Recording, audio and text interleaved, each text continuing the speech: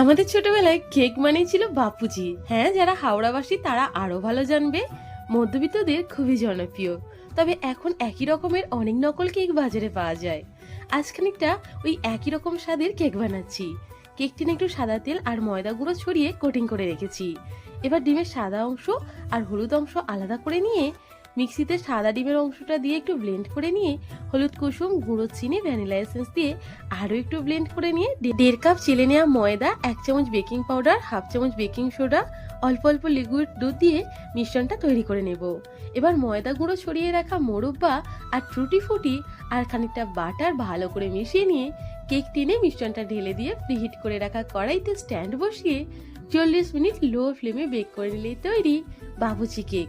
খেতে কিন্তু ভীষণ ভালো হয়। অবশ্যই একবার বাড়িতে বানিয়ে দেখো। চাইলে ভাজা বাদাম খোলা ছাড়ানো অবশ্যই দিতে পারো কেকের সঙ্গে, ভীষণ ভালো টেস্ট হয়। আমার কাছে ছিল না তাই আর দেওয়া হয়নি। আজকের ভিডিওটা ভালো লাগলে পাশে থেকো। টাটা।